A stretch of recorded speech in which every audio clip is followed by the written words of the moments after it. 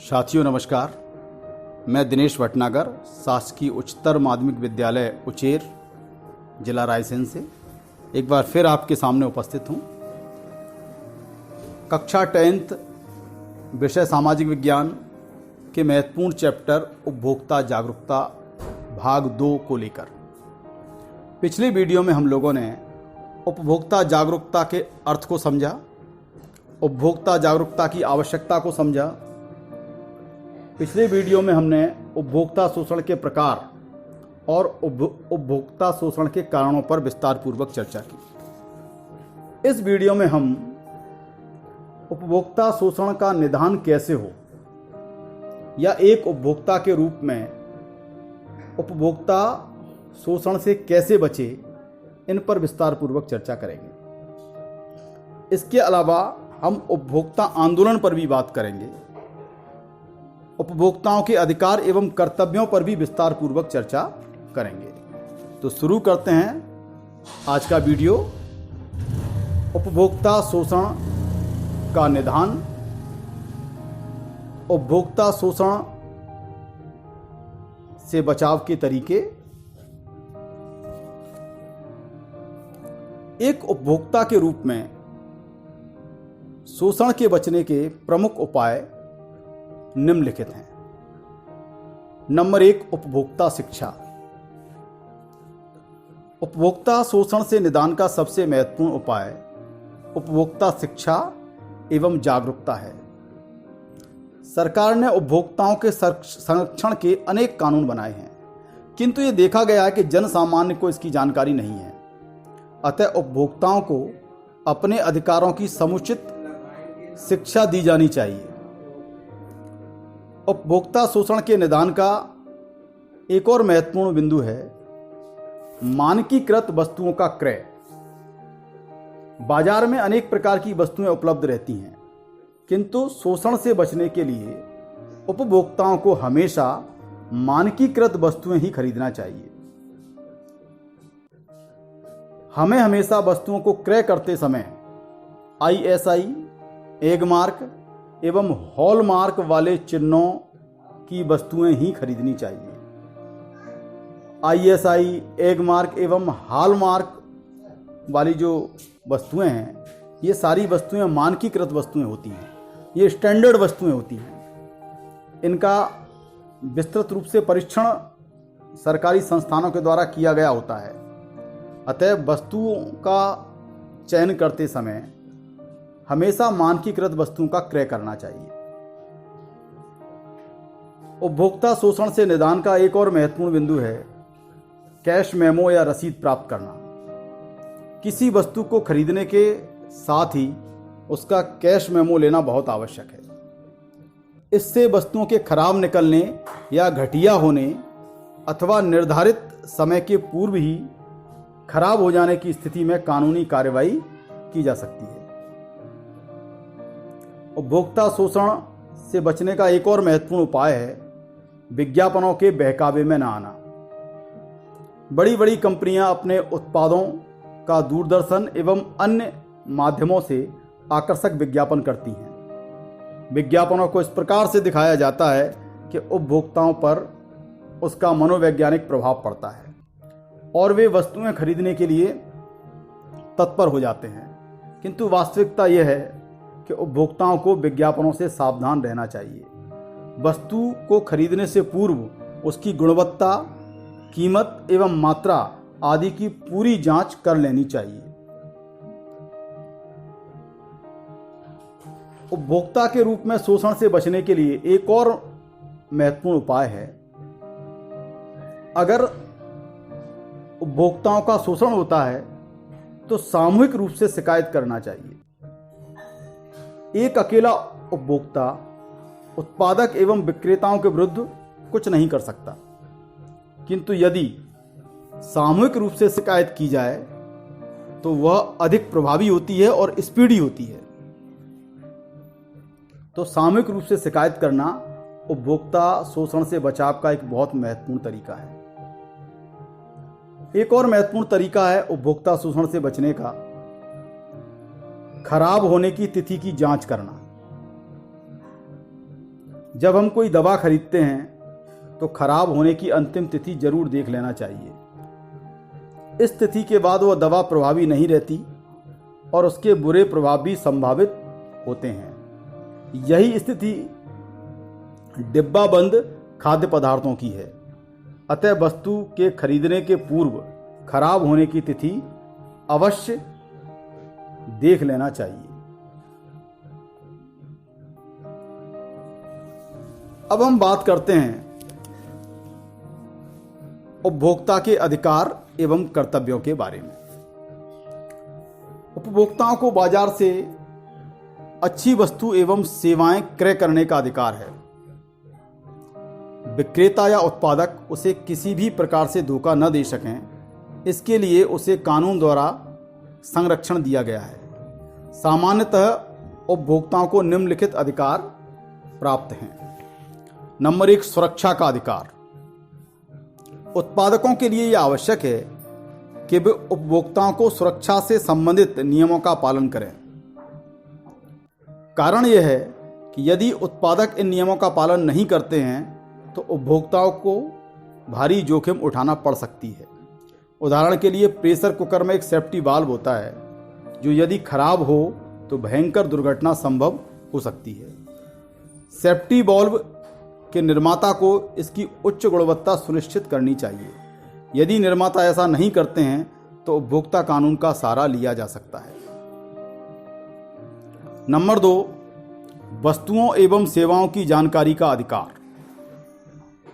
वस्तुओं और सेवाओं की जानकारी का अधिकार। जब हम कोई वस्तु खरीदते हैं तब यह पाते हैं कि उसके पैकेट पर कुछ खास जानकारियां लिखी हुई होती हैं, जैसे उस वस्तु की बैच संख्या, निर्माण की तारीख, खराब होने की अंतिम तिथि और वस्तु बनाने का पता आदि।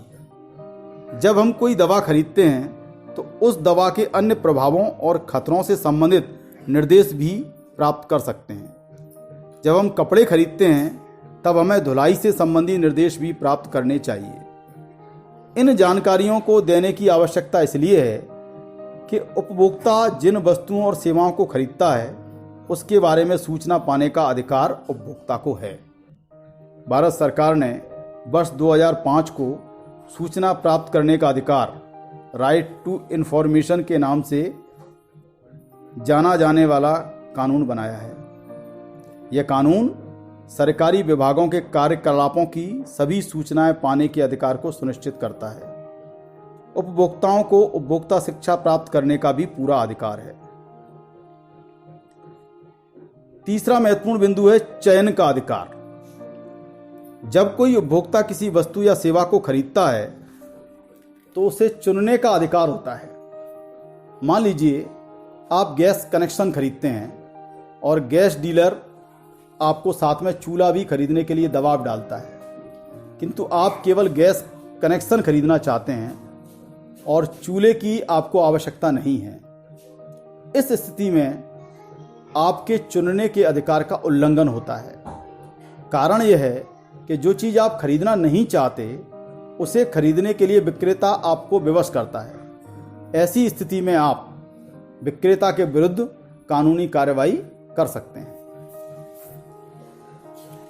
उपभोक्ता अधिकारों से संबंधित एक और महत्वपूर्ण बिंदु है क्षतिपूर्ति का अधिकार। उपभोक्ता को अनुचित सौदेबाजी और शोषण के विरुद्ध क्षतिपूर्ति निवारण का अधिकार है। इसे एक उदाहरण के द्वारा सरलता से समझा जा सकता है। एक व्यक्ति केरल के एक निजी अस्पताल में टॉन्सिल निकलवाने के लिए भर्ती हुआ। एक ENT सर्जन ने सामान्य बेहोशी की दवा देकर टॉन्सिल निकालने के लिए ऑपरेशन किया। अनुचित बेहोशी के कारण व्यक्ति में दिमागी असामान्यता के लक्षण आ गए, जिसके कारण वह जीवन भर के लिए अपंग हो गया। उपभोक्ता विवाद निवारण समिति ने अस्पताल को चिकित्सा में लापरवाही का दोषी पाया और क्षतिपूर्ति देने का निर्देश दिया। इस प्रकार स्पष्ट है कि यदि एक उपभोक्ता को कोई क्षति पहुंचती है तो उसे क्षति की मात्रा के आधार पर क्षतिपूर्ति पाने का अधिकार होता है। तो अभी हम लोगों ने उपभोक्ता के अधिकारों पर बात की। अब हम उपभोक्ता के कर्तव्यों के बारे में बात करते हैं।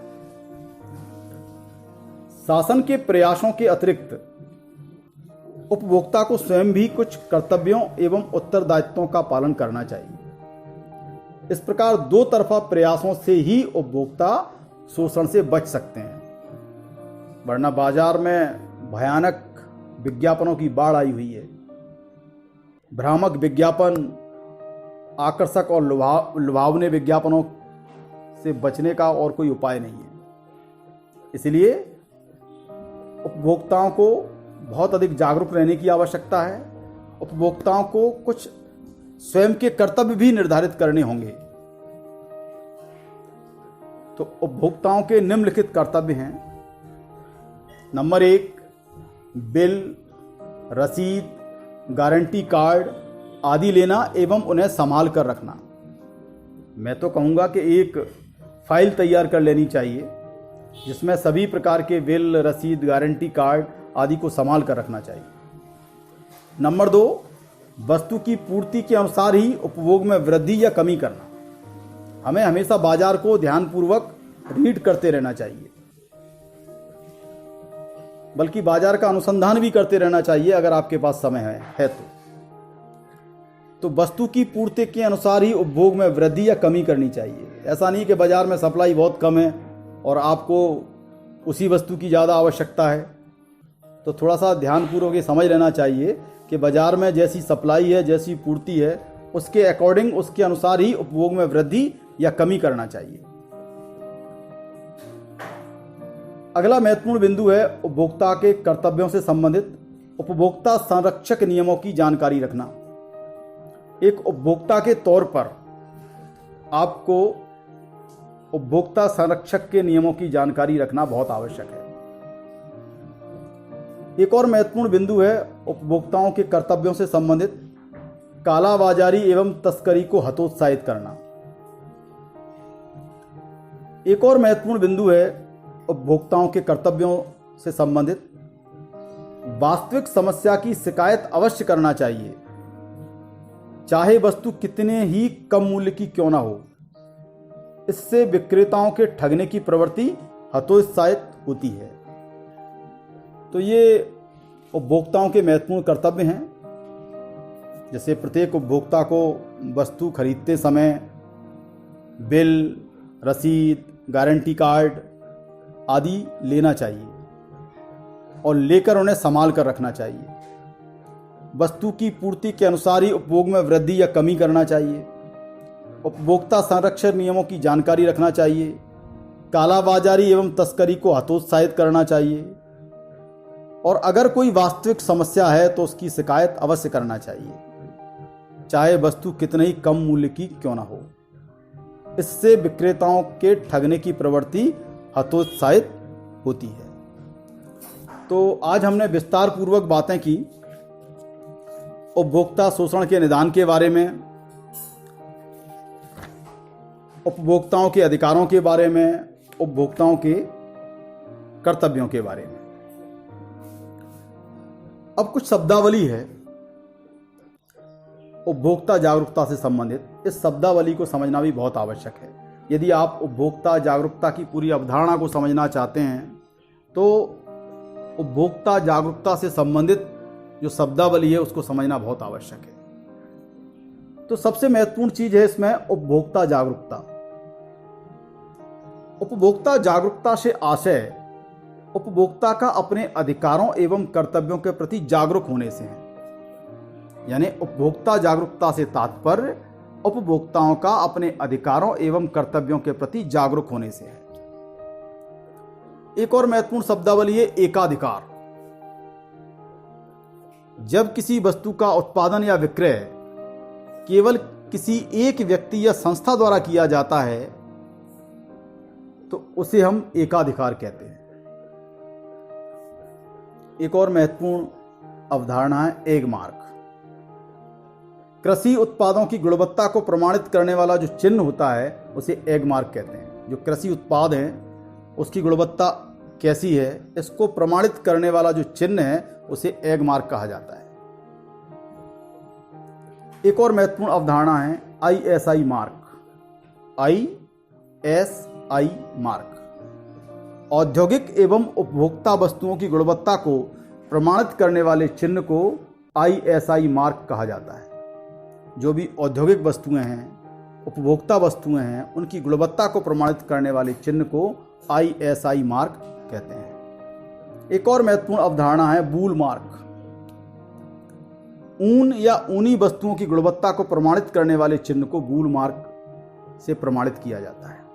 यानी वूल मार्क एक प्रमाणित चिन्ह है जिनके द्वारा ऊन और ऊनी वस्तुओं की गुणवत्ता को प्रमाणित किया जाता है। इसी प्रकार एक और महत्वपूर्ण मार्क होता है हॉलमार्क। स्वर्ण आभूषणों की गुणवत्ता को प्रमाणित करने वाले चिन्ह को हॉलमार्क कहा जाता है। जो सोने के बने हुए जो आभूषण होते हैं उनकी गुणवत्ता को प्रमाणित करने वाले चिन्ह को हॉलमार्क कहते हैं।